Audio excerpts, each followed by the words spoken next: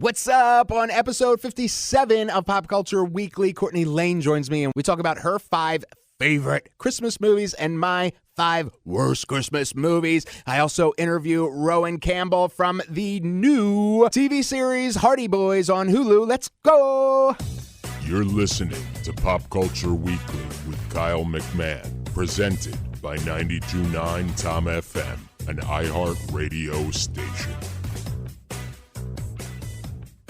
Hello and welcome to episode 57 of Pop Culture Weekly with Kyle McMahon. I, of course, am Kyle McMahon, and on the rotating panel of guest hosts, I have none other than the one and only Courtney Lane. Hello, and happy holidays. I'm so excited. I know. Happy holidays. How you been?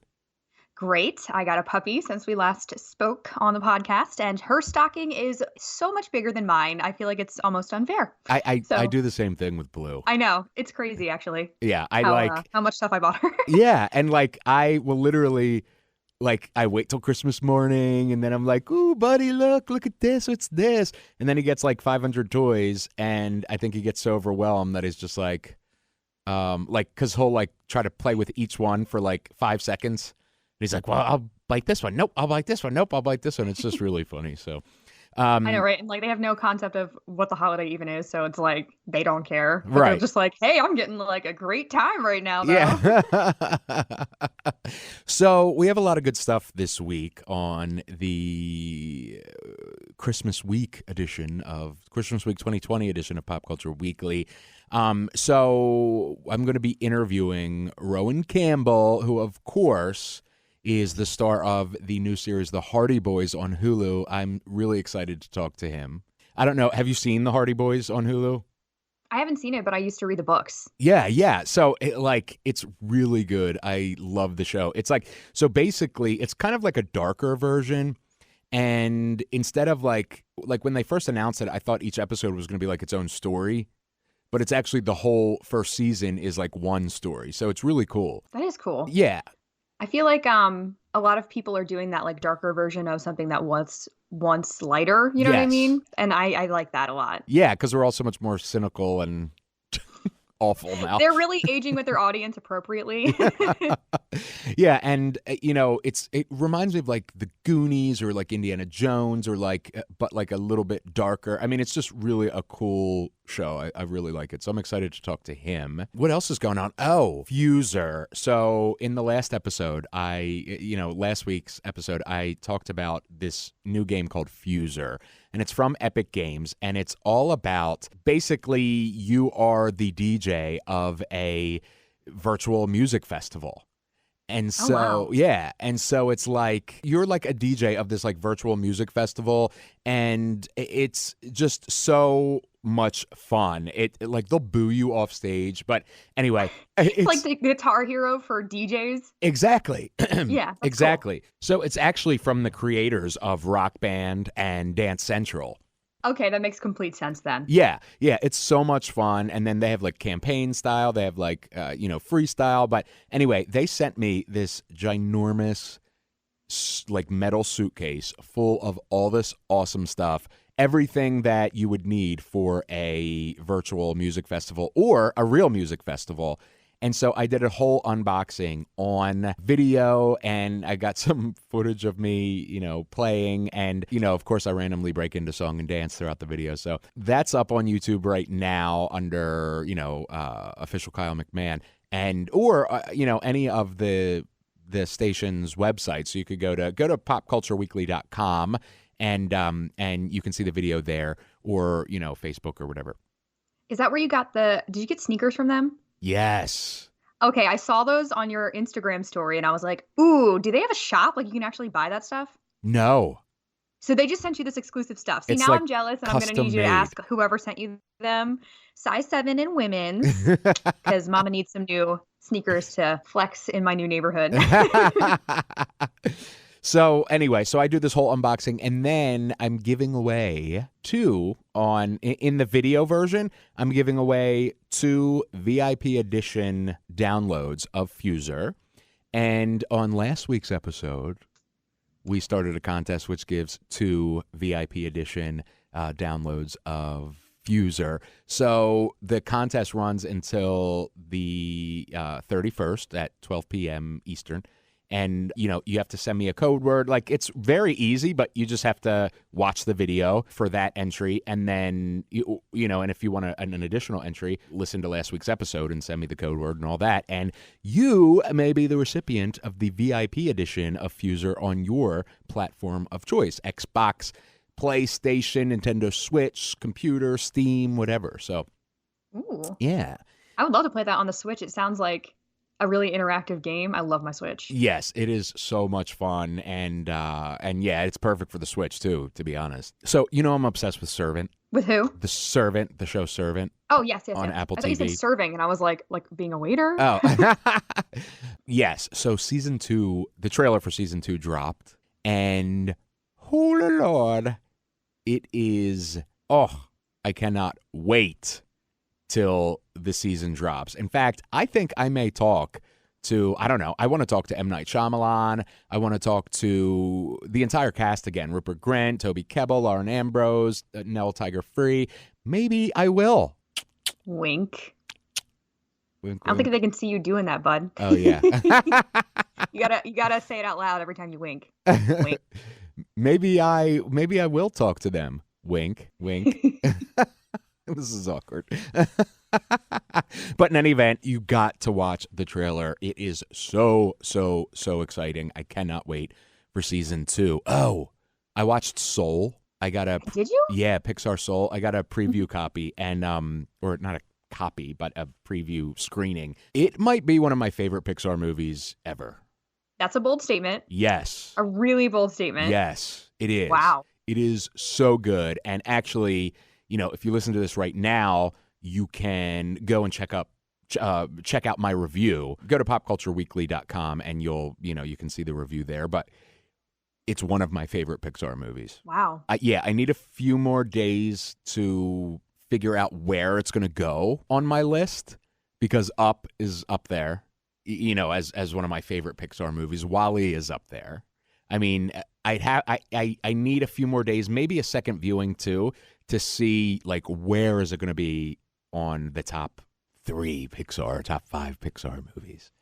Yeah, sometimes you need to let those types of things sink in. I feel the same way about when all of the Marvel movies were coming out. You have a running list. And you're ooh, where's this new one gonna go? Because mine's all out of order, and just like Pixar, they just keep coming out with better. It's just amazing what they can do. I love Pixar so much. And Pixar, if you have Disney Plus, it is going to be streaming for free on Christmas morning. Yay! That's what I'm doing Christmas morning then. Yeah. I love Soul so much. It's music, music is embedded in the movie. I'm not saying it's a musical, but it's about music in so many ways. It's just a beautiful Pixar film, and I love it. That's what Disney and Pixar do so well, though. You know what I mean? Any Pixar movie you've ever seen, even if you closed your eyes and you just listen to the score, it is they just do such an amazing job. The intricacy, they continue with musical themes. They're just very detail oriented, even in that regard. And they're geared toward kids, but are they? Because these details are something that you would have to be an adult to really pick up on. You know what I mean? Absolutely. It's just really magical. Yeah, they're so there's a thing called 4-quadrant movies, which means it hits every quadrant. So a horror movie would hit one quadrant, a romance might hit another quadrant. 4-quadrant movies is it hits men, women, young, old, white, black, gay, straight, you know what I mean? That's much more than 4 quadrants, but pretend that it's 4 quadrants. Anyway, Pixar and Marvel, they're very good at 4-quadrant movies where whether you're 12 or 120, you'll most likely find it enjoyable. Absolutely. Yeah. And that's the key, honestly. Yeah, for make sure. It a great film. Exactly. So anyway, Soul comes out Christmas. Watch it. It's oh God, I love that movie. Anyway, our last item for the kind of hot clip sort of thing. Tay-Tay released Evermore. I saw that. She just keeps them coming, man. You never really know. You never know. All of a sudden, she's like, you know what I'm going to do right now? I'm just going to drop another album. I know you just got one, and you probably are still obsessing reveling in it, Yeah. but I don't care. So I will say, I obviously love Taylor Swift, and the one that came out in Folklore, the one that came out in August, is very, very, very different for her. I don't even know how to describe it. I think it's incredibly amazing. This one is also really, really great. But after 2020 ends, I want to return to like Pop Taylor. I did like Pop Taylor the best. Although I will say that on Folklore, and I think there's one on Evermore too. I can't remember the name of the song, but Folklore has Betty on there. And I feel like it's just kind of a nice like homage to when she was a country artist. Mm-hmm. And I can't remember the name of the one off her new album, but she does one that's also like kind of country. Mm-hmm. And I just think that's cool. She's like sort of going back to her roots in a way, but it's all new. Yeah. Yeah. So I do appreciate that. Yeah, and I just and this is no offense to Taylor. Obviously, I've loved the 2 albums we got this year, but in 2 weeks, depending on when you listen to this episode, once 2020 ends, I want to celebrate, and like I'm just so over 2020 that I'm ready for a freaking party. And though we can't have a party probably on January 1st, I think that 2021 will get a return to parties at some point and being around people, I hope. So I just want my Pop Tay-Tay back for next year and us all to be happy and healthy and be together again. In any event, this is getting derailed. So, so let's get in to our feature presentation.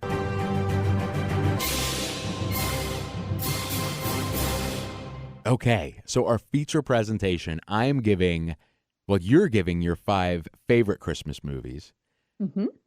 I am giving the 5 worst Christmas movies, in my opinion. So this should be interesting, and I can't wait to hear your list, and I can't wait to share my list with you. So let's start it off with a good note. So do we want to do like every other?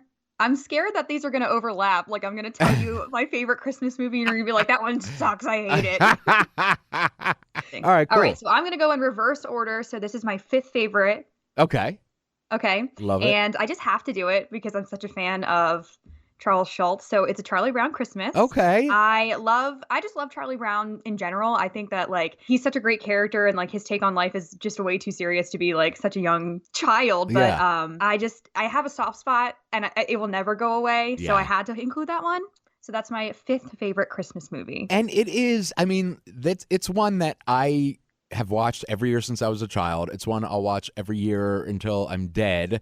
Like, it's just, there is something about those specials. I don't know. They're just magical almost. You know what I mean? They very much are. And I when I was growing up, one of my favorite things to do every single Sunday, my mom and I would read like all the Sunday comics, and I had I would save every single one of them. I probably still have them like there at my mom's house, but and just reading them from week to week, like the Peanuts strips and stuff, it'll never go away for me. And I'm so glad that they've built this legacy and they've been able to continue it for all this time. I know that they like wound up they were going to take down the Charlie Brown Christmas this year, and there was like an outrage. So then another TV company or whatever network picked it up, and I just like, that's the power of Peanuts. Yeah, power of Peanut. So that had to be on the list. Yes, and it has one of my favorite Christmas songs. It's like, Christmas time. I'm just having bad flashbacks because we sang that in choir when I was like in middle school, and none of us were prepared to sing a song like that high pitched. We were no, it was bad. I love that song. It is a very nice song though. All right. So one of my worst, and these are in no particular order because they all suck. Santa's Sleigh. Okay. So this is I wish people could see your face right now. This is a horror movie where Santa is actually the son of Satan, and it just gets worse from there. So Santa's Sleigh is one of the worst Christmas movies I've ever seen in my entire life, and do not watch it. It's not even good enough. Like, there are some bad movies that I'm like, I enjoy because they're like bad but like enjoyable. This is not that. This is, don't waste this hour and a half of your life Oh man, that is a hot take. Do something else. I know you're a horror fan, so even like you saying this makes me feel like it's even worse than I'm imagining because you love scary movies. I hate scary movies anyway, and I especially do not like the idea that a scary movie would be intertwined with a Christmas movie. Like we're pushing it at A Nightmare Before Christmas. You know what I mean? Like I want my Christmas movies to be happy and cheesy, and I don't want to be scared of Santa. That's just like I can't do it. Nope. So thank you for that suggestion.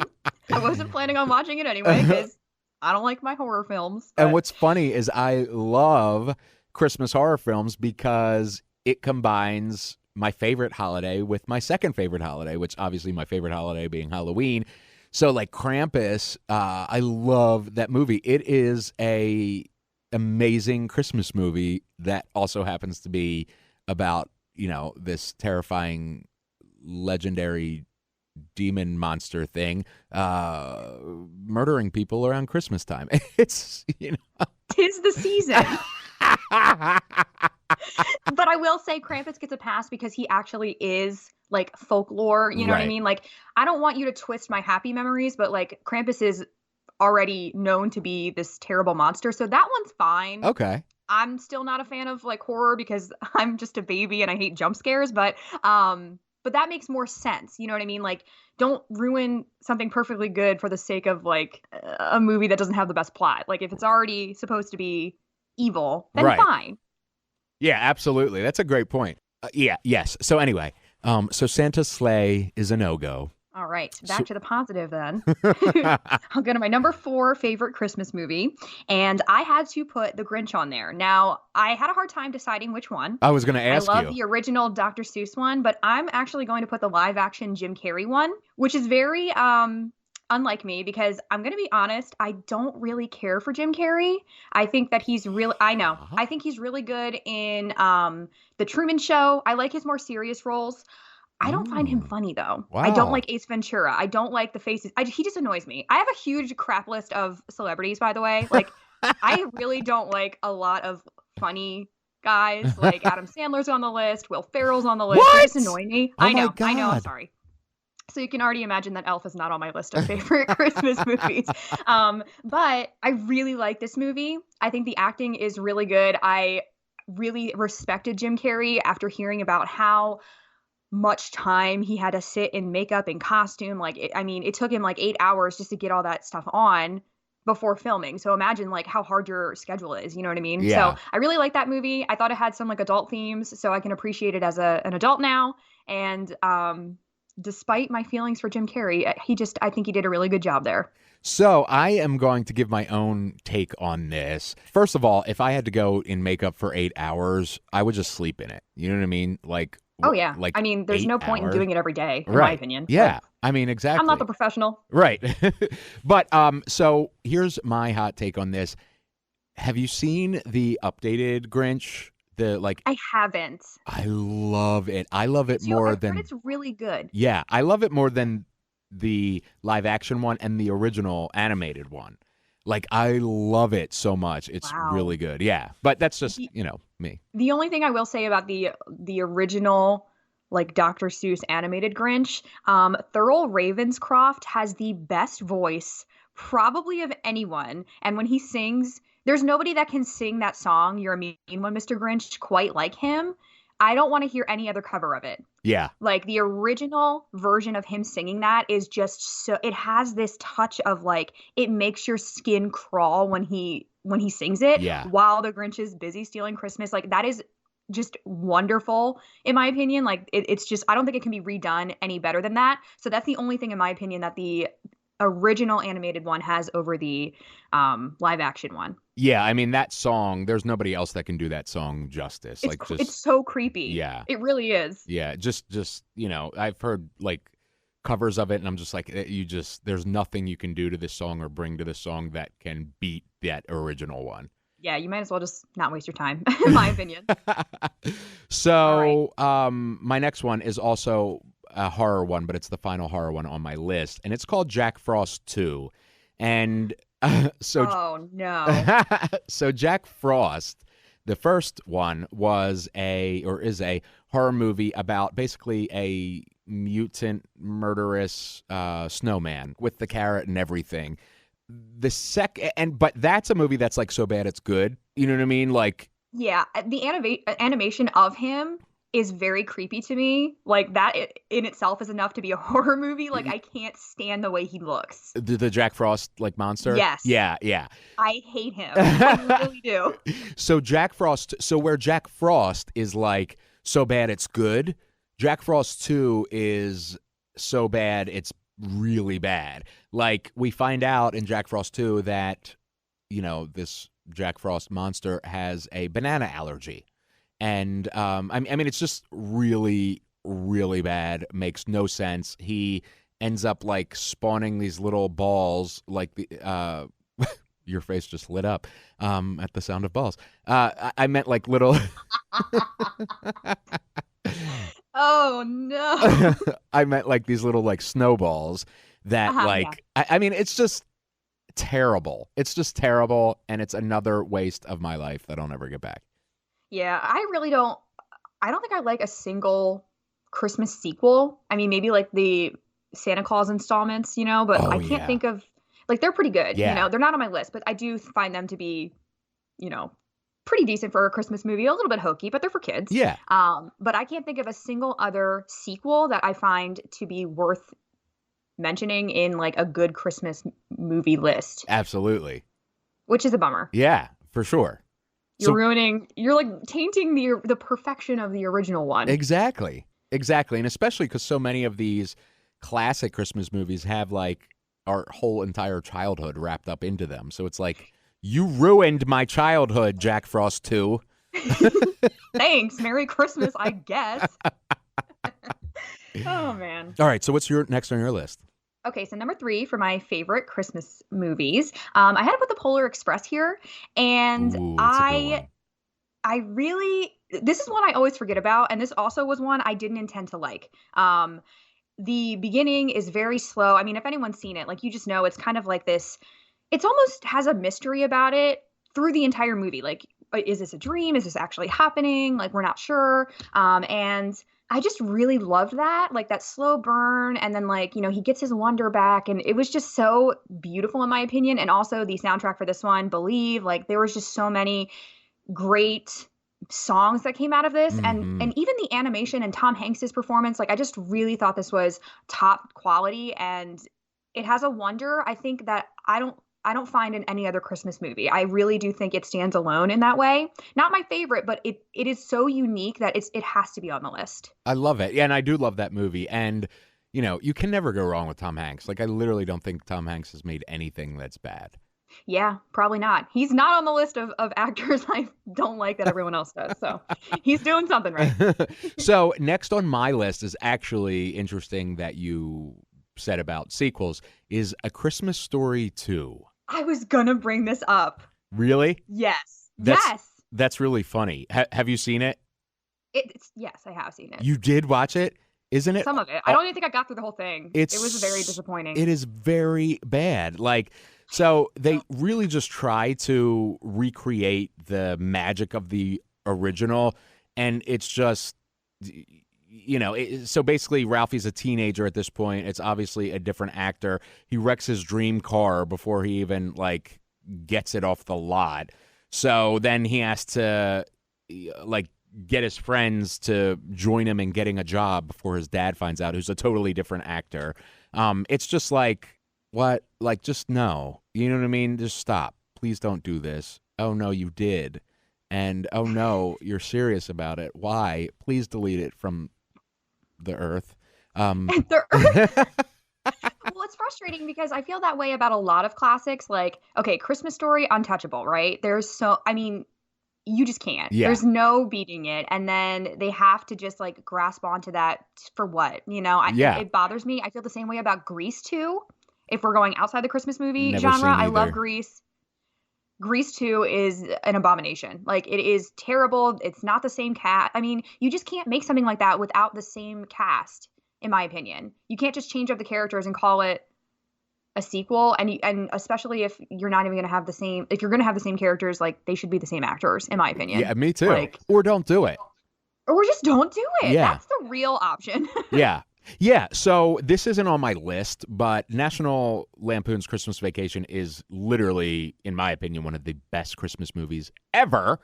And then they did a freaking, which I enjoy. I appreciate the fact that when they did a sequel to it, it revolved around Cousin Eddie rather than the original family. So it did have its own take on it, but like, I wouldn't have called it Christmas Vacation 2. I would have called it like Cousin Eddie's, Christmas in Hawaii or something. You know what I mean? Like, sounds like we got to get a script ready for this one. That's your Christmas movie. Cousin Eddie's Christmas in Hawaii. Well, that's kind of what the movie was about, but like, people would have known it's a spinoff, but don't taint the legacy of the first one by calling it a sequel. You know what I'm saying? Right. No, I completely agree with that. Like, it's adjacent to the original, but like, make it adjacent to the original, not a sequel to the original. I completely agree. And let me say, I've been using adjacent a lot, and I'm pretty feeling smart about it. I feel like I should have a monocle now and like a long cigarette pipe thing where I'm like, I just feel like you're teaching me high school math. Oh, yeah. Like, Courtney, it is not a sequel. It is adjacent.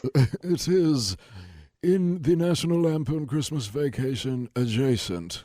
Like, well, aren't you a lord now, or you're becoming one? I want to buy, so this is for you Pop Culture Weekers listening, because I haven't told them, but I really want to buy this thing. It's like $80 or $100 or something. I forget what it is now, and you can become an actual lord in, what was it, Scotland or something? Mm-hmm. But you can use your title everywhere, but you'll be an official lord. And then everybody will have to call me Lord Kyle of the Pike Creek or something. Of the Pike Creek. Oh, my God. Yeah, for those of you who are not from Delaware, that is just like a little section of Delaware, Pike Creek. So a little section in an even littler state. And that's where you're the Lord. You're the Lord up there. But I'm pretty sure, didn't you say that if you ever did go to Scotland, and this is like the only perk of actually purchasing this, which is probably why I advised you not to purchase this, is like you'll get a good seat at the bar or something. Yes. But you do get a like a 1-by-1 section of land in Scotland. It is a funny Christmas present. It's kind of like buying someone a star. You know what I mean? Like, you have no actual use for it, but it's really cool. Yeah. I mean, yeah. You pitch a 1-by-1 tent and we visit Scotland. Like, I'm standing in my lordship square. Well, I declare war on the neighboring 1 foot by 1 foot square. Well, I hope that you and I aren't neighbors then. That is freaking freaking awesome. Yes. And then we'll be 1-by-2. Yes, and then we can start taking over all the other squares 1-by-1. Like a game of Risk. Exactly. We're horrible people. Yes. Okay, let's continue with the list, because now we're into the top 2. Yeah, because there's this like grandmother out there who's like, oh, my dear baby bought me a square of land in Scotland. And then we're like, we're taking over your square, bitch. We got the nukes. Yeah. Okay. Oh, boy. Okay. I think we're just like really, if anyone hears us talking like in the neighboring squares, they might just find us so annoying that they'll surrender immediately. We'll be like, oh my God, shut them up. Just take it. I don't even want money. Just take my square. They're horrible people. All right. Okay, you're next. So this is probably to no one's surprise. I feel like this is on everyone's list. So my number 2 favorite Christmas movie is Home Alone. Yes. And this is a rare occurrence where I will say Home Alone 2, Lost in New York, yes, equally as good. Yes. It only started to go downhill when you got to the third one. And I distinctly remember at home, for some reason, having the VHS of only the third one. And it's not even Macaulay Culkin. It's like a brown-haired kid. Completely different cast. I don't know why we owned it. And then I think the fourth one takes place in a hotel. So after 2, like 3 and 4 are horrible. But 1 and 2 are both excellent. Just so good. Yeah, I mean, it's hokey, classics, but so funny. And the bird Macaulay lady. Culkin's a great kid actor. He really is probably one of the best ones. Yes. It's just so funny. It's funny. It's got heart. I mean, it is 1 and 2 are very similar, but they're still like unique enough to where I want to watch them both. Yes. I just really, they're too good not to put on your list. You know what I mean? Yeah, I love absolutely. them. Every little thing that happens, excited about being alone, with the aftershave. I mean, just there's so many moments. And also it's really fun to watch the wet bandits get the crap beat out of them. So, and it's just so good. And in part 2, I love the bird lady. Like, what? Oh, I know. And that's another thing. Like, it's really cool how they in each movie they've got like there's like a misfit or whatever, and then like Kevin kind of gets this, I don't know, not like a wake up call, but he learns something. You know what I mean? He learns to appreciate his family, but he also learns like maybe don't judge a book by its cover. Right. And like the turtle dove thing from the second one where he gives her like the ornaments or whatever. Like, it's so cute, and they're just top notch. Absolutely. They're like quintessential Christmas classics. You know what I mean? Actually saw I think it was like on Thrillist or something. It was a map of the United States, and each state had like what their favorite Christmas movie was, and at least half of the country was Home Alone. Oh, like, yeah. Just over, like everyone just loves that movie. It's not my top favorite, but it's just so good. It's so good. Both 1 and 2, excellent. Well, so here's the thing. This is weird, and obviously we didn't, we're not even in the same building or county. Yeah. But so my next one is actually Home Alone 4 for worst Christmas movies ever. Oh my gosh, see? Yeah. That one was really bad. Yeah, and so Kevin's parents get divorced. Like, what? You can't have that. How bad is that? Weren't they? I just distinctly remember them being at a hotel. That is, something. I want to say that's like the 5th one. Oh my God, there's 5 of them? Yeah, let me see. Home Alone franchise. I gotta check this out now. 4th one was made for television. That was, the kid had the brown hair, and Home Alone 3 like didn't feature Kevin or whatever. This one brings back Kevin, and but all the roles are played by different characters, obviously. So yeah, his parents get divorced, and Kevin is essentially trying to defend his future stepmom's house from Marv and Marv's wife. And then what? Yeah, it's so horrible. And then they did Home Alone: The Holiday Heist, which had nothing to do with the McAllister family again, just like the second one. It's just like, you can't divorce the McAllisters. Like, I know, like they're a big dysfunctional family, but like they're supposed to be happy. Exactly. And I mean, in reality, if my wife lost my child twice, like I'd probably divorce her too, but not in the Home Alone like happy world. I also feel like it really wasn't her fault the first time. Like they were counting, and it was like the neighbor boy or whatever, like he was turned around, which like, okay, that's probably making you a bad mom, but like also she thought she counted. Like I don't know. Whatever. Could you imagine leaving your child though? Like, oh yeah, no, that's terrible. But if I had like 6 kids or whatever, I probably would. Yeah. Yeah. I mean, way too many. They would all have to be like on one single leash, like in a line. Exactly. Yeah. I would travel nowhere without like a tandem bike and make sure every seat was filled. Yeah. Not even a tandem, like one with like 7 seats. I am complaining about Mrs. McAllister and like giving her grief for losing Kevin realistically twice, but I can't even keep a houseplant alive for more than a month. So I mean, yeah, who are we to judge? Yeah, I mean, you know what? You got 5 of them out of the 6 where they were supposed to be. That's good odds to me. I've also heard that there is a thing called mom brain. Like once you have a kid, you just become an idiot. Not an idiot, but really forgetful. Right. And also, I can't believe it took me this long to realize that the mom from Home Alone is Moira from Schitt's Creek. Yeah. I did not know that. Really? I didn't connect the pieces at all. I'm really bad at that though. And isn't she in Beetlejuice too? Someone's voice like in an animation. Yeah. But I can't, when I see somebody that, and it's like she's obviously much older. Like I didn't even notice. And Moira wears so many wigs that like, I just did not even like put the pieces together until I saw her TikTok. Did you see that? No. And she did like Catherine O'Hara, right? She did this TikTok, and it was like a side by side of, well, one was the clip from Home Alone when she like looks up and she's like, Kevin, and she like faints because she realizes she forgot him. And then so current Catherine O'Hara, who looks like Moira now, did the same thing. Like she did a side by side of her doing that scene. And it was really funny. Yeah, you should watch it. That's really cool. I'm gonna have to watch it. And Catherine O'Hara is so awesome in everything that she does. But Anyway. Oh, and she voiced Sally in The Nightmare Before Christmas. Mm-hmm. And she was Delia Dietz in Beetlejuice. Yeah, she's a lot more popular than I thought. I Yeah. just kind of was thinking of Moira as a separate actor. You know what I mean? Yeah, It didn't even register to me. Which is what a great actress does. You know what I mean? Exactly. So I love her. She's awesome. I actually just finished Schitt's Creek not that long ago. Like I just waited until it all came out and watched it all. So I was on a big kick there for a while. But that'll be another conversation for another day. Yes. All right. Are we ready for number one? Yes. What's your number one? Why don't you guess? It's not Vacation. It's not Home Alone. Nightmare Before Christmas? No, it's A Christmas Story. Oh, we were just talking about it, so it made me not think about it. Yeah. Yeah, that's why I thought it was funny that you said A Christmas Story 2 was so bad, because A Christmas Story is my favorite movie. It's one of the best movies of all time. Yes. My mom loves that movie so much that we watch it year round, or we used to when I was a child.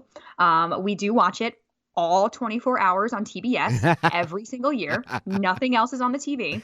That's awesome. And it is just so unbelievably funny. And I think it's even funnier because I guess when it was initially released, I think it was released in the 80s, but it's based off of a 40s family. Right. Late 40s, early 50s, right? So it wasn't even popular when it came out, apparently. Right. That's what I heard. Yeah, it just wasn't very much embraced. Yeah. But now it is such a classic. It's such a staple. It's just so funny. There are so many moments. The leg lamp. I mean, every year I get my mom a Christmas Story themed gift, whatever that might be. Like one year it was like a leg lamp ornament. Last year I got her fudge soap, but it was actually fudge, you know? That's so cool. It's just a staple. You can't not love it. And that's why A Christmas Story 2 angered me so much, because this movie was just, it had so much heart and comedy, and it just had such great intentions, in my opinion. Yeah. I don't think that you can ever, that time period of this, in the window of the toy shop and stuff, that's not really around anymore. No. So watching kids get so excited to see the trains in the window. And I mean, that's just a magical thing that I don't think we'll ever capture in our current climate ever again, unfortunately. Yeah. So this is what we can hold on to. That's what Christmas feels like for a child, or at least it should. Yeah. So it's just, I love it. It's amazing. It really, really, really is. And you beautifully put it, because there's a magic that just isn't, there's a magic in the events of that movie of how life was then that just will never happen again, just because of technology and our culture. And and it's cool that even though we didn't live in those times, there's just something magical about watching it. You know what I mean? I think that films like A Christmas Story are what makes us experience what that Christmas era felt like. Mm-hmm. And even though we will never probably experience that, even when we were kids, it wasn't there's Toys R Us and bigger brands and stuff, but there was not really local toy stores, at least in my memory. You know, you had KB Toys and stuff, but I feel like it's because of those movies that we have this perception of Christmas almost. Yeah. Even though we never experienced it. That's very true. Ooh, wow. That's so deep. That's why I love it. It's so funny. Deep. It's really funny. It is deep, I guess. I don't know. No, I mean, where you just went. Christmas makes me just a little weepy. Oh, well, to make you not weepy, the worst Christmas movie, or one of them, is The Nutcracker from Disney. First of all, no, you're not a fan. I think the whole story is stupid. There's a rat king and a little girl that's yeah, I want to dance with fairies or whatever, and then there's dancing geese and weird ducks and those nutcracker soldiers and all that. It's just no, and then you made a movie about it. That's a shame, because Disney usually does such a great job with maybe not necessarily specifically Christmas things, but I think I love Fantasia, right? Oh my God, I hate it. What? Yes. I hate it. I love Fantasia. Wow. Oh, man. I'm surprised. Yeah. But I also I grew up playing instruments, and I have a very real love for almost every single song in those movies. You know what I mean? I love Gershwin. I love the animation that they put behind it, the Pines of Rome. It just, watching all of that, to me, as a musician, makes me really happy. Which is funny because I'm sorry. No, just because I think that more light needs to be shed on it. You know what I mean? But and I love the Nutcracker Suite, the I would see the ballet. I don't know if I want to. I would rather incorporate that into my Christmas movie. So I respect what you're saying. Yeah, and for me, I would rather literally pull my eyes out than watch the stupid ballet of the Nutcracker. And that's probably why I don't like the movie. You know what I mean? Because that's fair.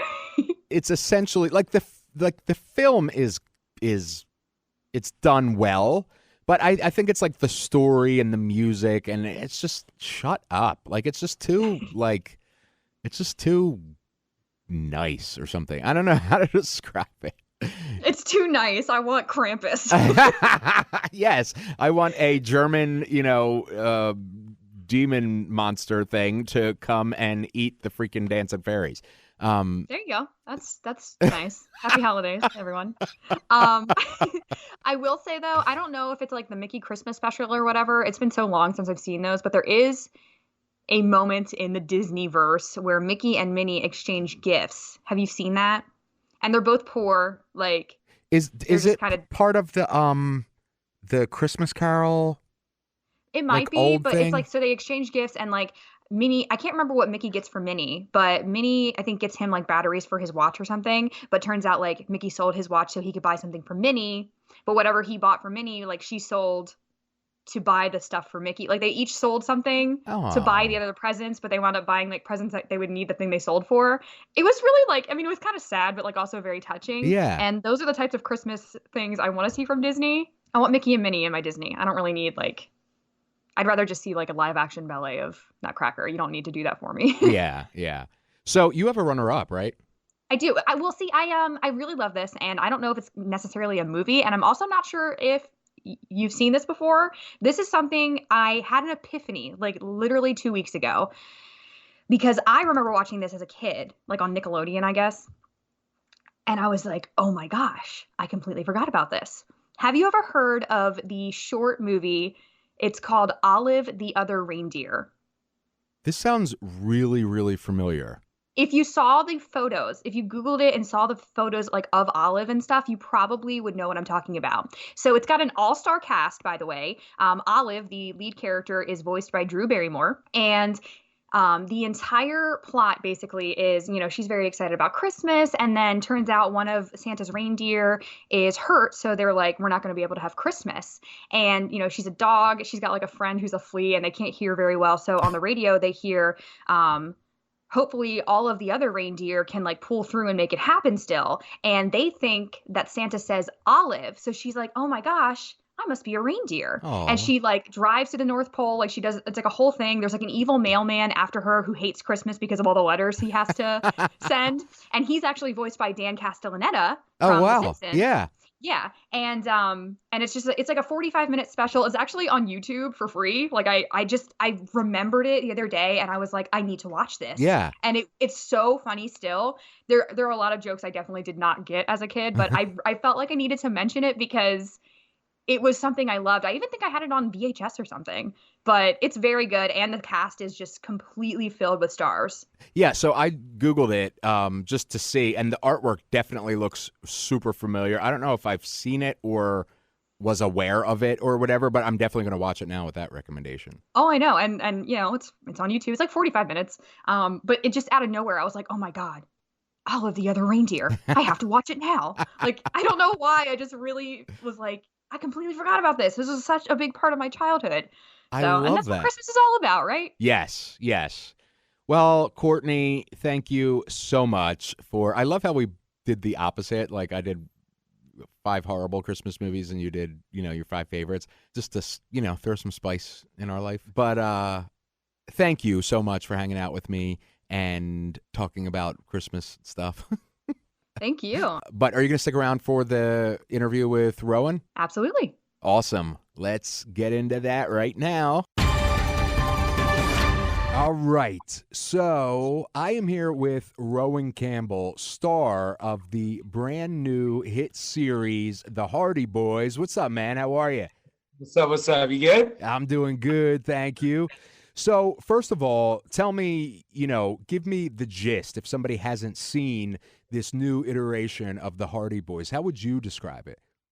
Right. Yeah. So I'm happy you said new iteration because the boys have been around for, I think it's 100 years now, written in 1920. So it's definitely a new adaptation on, a beloved book series. And basically we start out with the two brothers, and it's kind of like an origin story of the detectives we've come to love through the books. And there's been other television adaptations as well, but it's basically surrounds a family with the two brothers. And within the first episode, there's a family tragedy, and the boys end up moving to a small town with a lot of really big secrets. And they basically get themselves in as much trouble as possible and do the best detective work they can. And it's basically just a huge journey with a lot of friendship, a lot of fun, and a lot of mystery. And we hope we sort of set out to make something, new and original. There's been so many adaptations with Nancy Drew and, Riverdale and Sabrina. There's been all those. And I think we kind of tried our best to make a fresh take on a new adaptation nowadays. And it's definitely its own thing. So whatever that means, I hope people enjoy that. Well, the thing I love about it is how it seems a little bit grittier, a little bit darker, but it's very much still a show you could watch with, your family in many ways. It reminds me of like a old time adventure, but like in more modern times. I mean, it's in the 80s, but more modern times than like, those old serial adventure movies. That's a cool way to describe it, man. And the grittiness, like if you go back and read those books, they dealt with like dangerous situations and stuff like that. But, it's for the family. And the reason we did that is because I could go around telling people that we're doing the Hardy Boys, and most people my age are just going to go, oh, cool. And then, I go meet somebody, in their 40s or 50s, and we're doing the Hardy Boys. Oh my God, I read those books, the Cabin books, and my favorite books, stuff like that.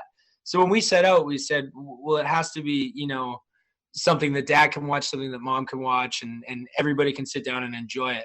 And I'm so proud of little Alex, who plays Joe Hardy. He really hit it out of the park for his age demographic as well. I think he's so fun. And then there's another side to the show that really does feel like the books, from the way I read them growing up. I think there's something there for both sides of that. Yeah, and speaking of Joe, your on-screen brother, the cast of the show is awesome. I mean, and it really is a great cast. How was that, kind of having an on-screen brother with who isn't, but in your case with this show, it's so kind of integral to its success.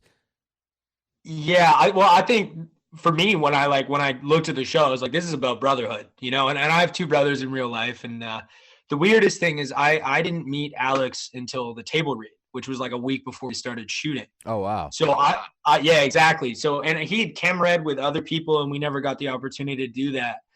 So it was one of those things where I met him at the table read, and I literally gave him a hug, and I was like, well, you've got no other choice.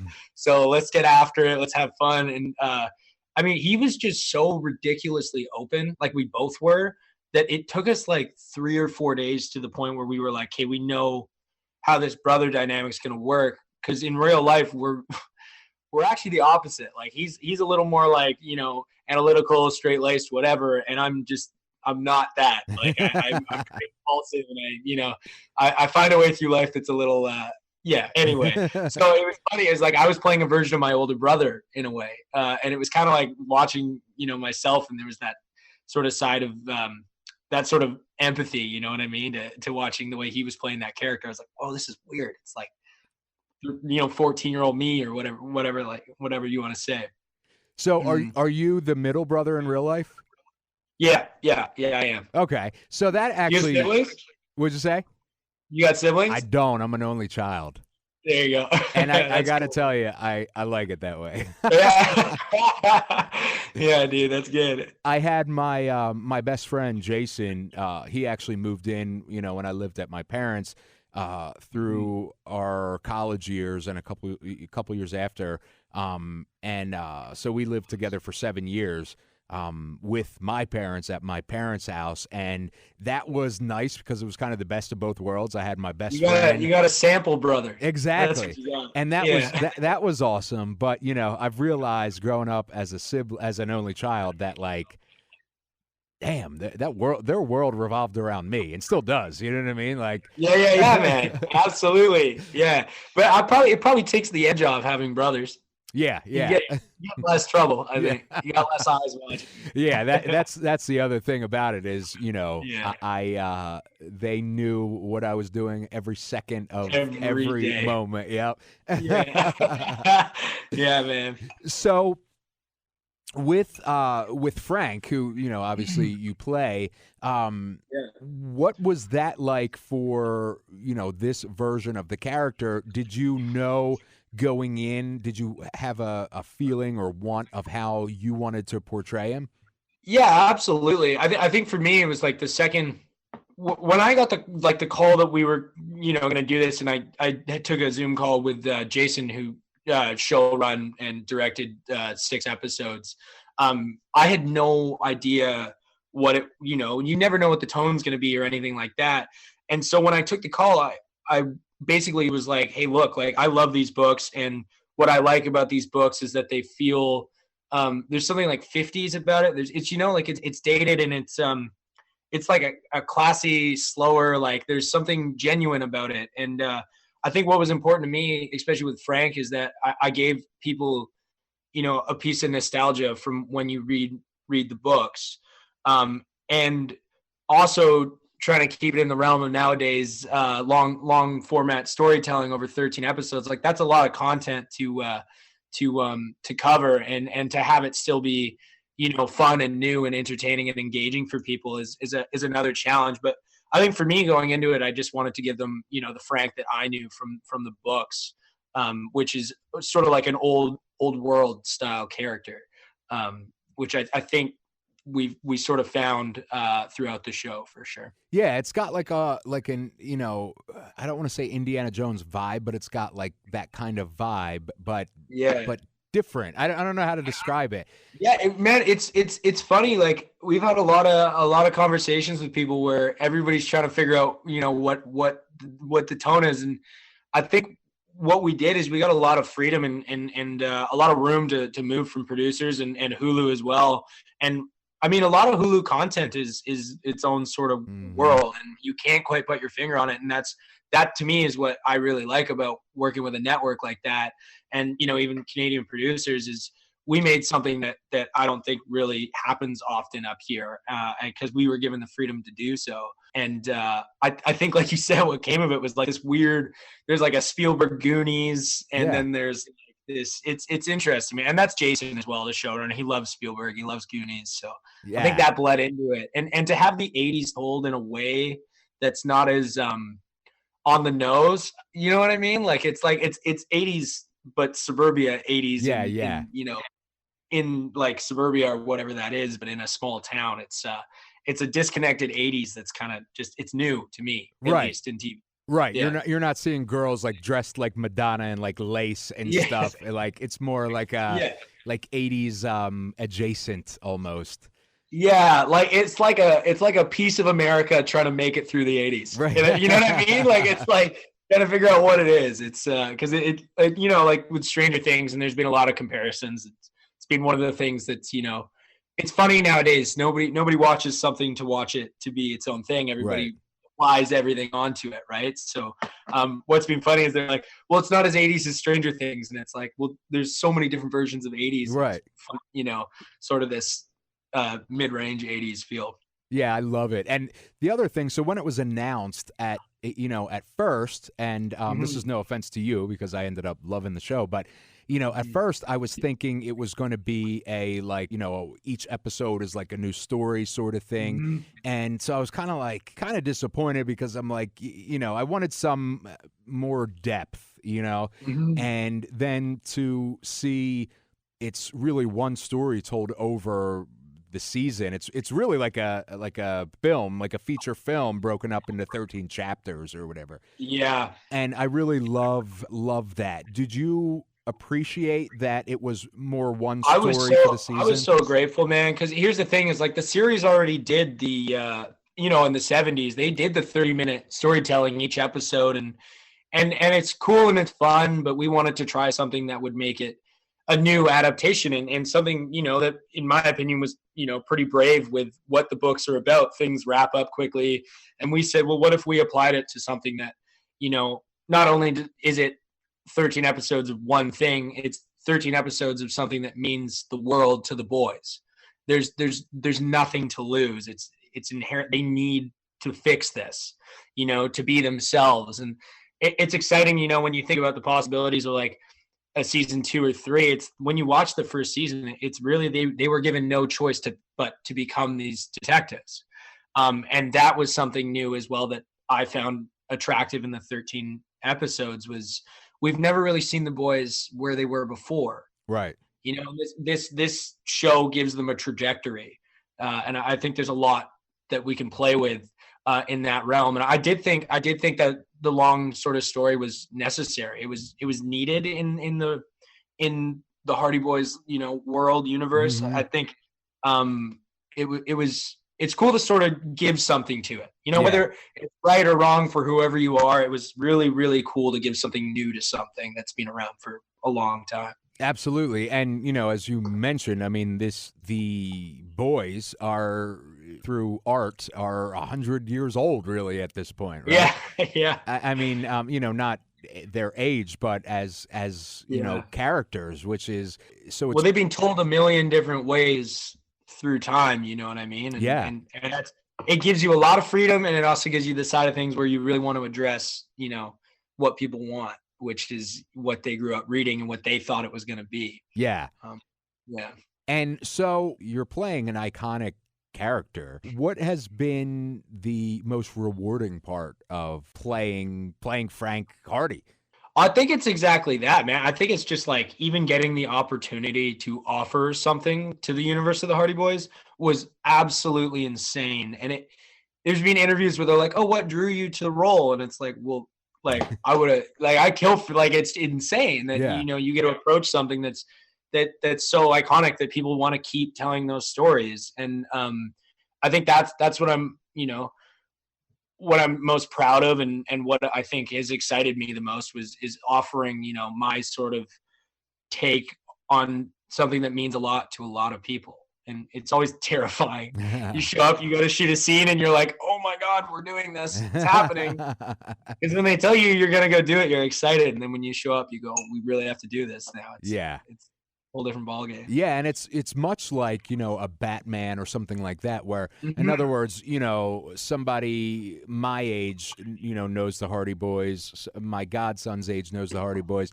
My parents, their parents, their parents, and their parents all know, these characters. So it doesn't matter if it's my 13-year-old godson or my great-great-grandfather. For you to be able to say, I play Frank Hardy, every one of those generations knows who that character is. That's pretty awesome.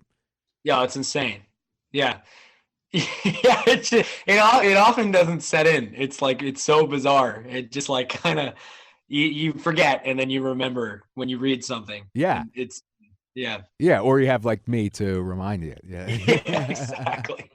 So I love that. And how about the evolution of the story? Did you know the whole season up front? No. So like, it was funny, man. It was definitely a project that, like, because we sort of gauged it with freedom, and we wanted to figure out, I mean, here's the thing nowadays is when you get a straight to series order for 13 episodes, you don't get to go shoot a 30-minute pilot, know what the show is, think about it for 6 months, 7 months, and then come back and shoot a show. Yeah. When you get these straight to series orders, it's you have to figure out kind of really fast what it is. Mm-hmm. And what was so exciting about this is we were getting, the next episode scripts so close to shooting them that it felt like you were figuring things out with the writer's room or with the story. You know what I mean? Yeah. So you flip open a script, oh my God, that's crazy. And then, we're shooting that next week. Perfect. And, but yeah, the progression of the story was very much so like, I mean, we've always had like a through line of what we wanted it to be, but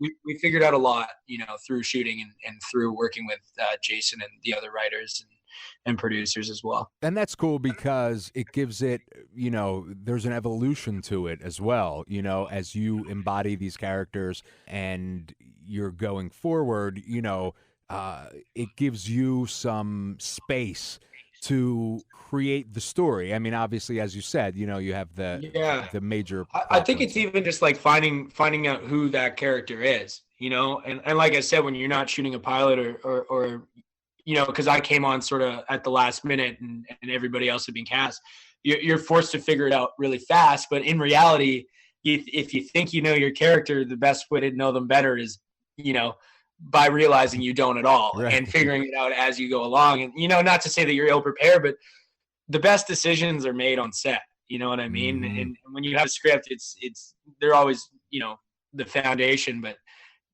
the things that I love in the show, the things that make it really alive is stuff that, hey, wouldn't it be fun if, there was this side of Joe or this side of Frank, and what if we try that? And those are always the moments that are like gold to me. Yeah. That's awesome. So what about season 2? Have we gotten word yet? I haven't heard anything. We left it on a note. I think it's definitely, I think there's a lot we could do with it. Absolutely. A lot watching the show where it's so funny. Like now you just like so many ideas after watching the series that I'd be really excited to go do a season 2, but we'll see what happens, man. You never know nowadays. Absolutely. And are there ideas that Jason has in mind for a potential season 2? Yeah, Jason's in town shooting something, so we've hung out and we've talked about it. But I'd probably lose my job if I started. Absolutely. Yeah. I am just thankful that it's already being thought of and all that. Yeah. Good stuff. Yeah, it's exciting, man. It's such a big, iconic sort of, book series and everything else that there's so much ground you can cover and you can go for miles with it. As long as, that's what the people want. And obviously I'll be honored to keep doing it. So what about you? What can we look forward to with you next? Man, I wish I could say it's so funny, man. COVID has pushed everything I had going on like till next whatever. Yeah.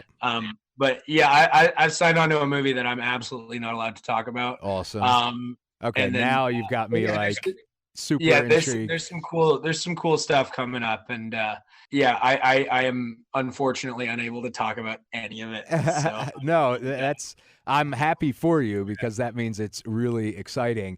So yeah, it's gonna be a crazy year or so, man. And I just hope everything, everybody can get back on set and start making stuff. I know there's a lot shooting, but get back to work carefully and get it all started again. Yeah, for sure. And where can we follow you to keep updated on you? I'm on Instagram. Not that I post a ton, but I am on Instagram, Campbell Rohan. Other than that, I don't know. You're just I guess Instagram would probably be the best way to keep up with me. Yeah. All right. Yeah, man. All right, Rohan, thank you so much for speaking to me on Pop Culture Weekly via iHeartRadio. Thanks for having me. You're like amazing. Oh, thank you. I appreciate it. Isn't he cool? Oh my gosh, he's so awesome. Down to earth too. Yeah, he's very down to earth. Like such a cool guy. I hope that you guys watch Hardy Boys. Now I know you'll be watching it. It's really like a great show, and I'm looking forward to hopefully a season 2. But in any event, so Courtney, where can they find you? They can find me on social, Instagram, Facebook, or Twitter. My handle is @OnAirCourtney. I also am on iHeartRadio, so you can listen to a variety of different stations. You can find all about that on my socials. Awesome, and thank you for doing this. You're going to come back soon, I hope. Oh, absolutely. Thanks for having me. Of course. Thanks for coming on. All right, guys, we will see you next week. And let me know what you think. What are your, do you agree? Do you disagree? Did we offend you with one of our choices? Let us know. And yeah, see you next week. You're listening to Pop Culture Weekly with Kyle McMahon, presented by 92.9 Tom FM, an iHeart radio station. Merry Christmas. How's that song go? Christmas time. There it is. Christmas time is here. I wish everyone could see the face you're making when you do that. A lot of effort is put into hitting that note.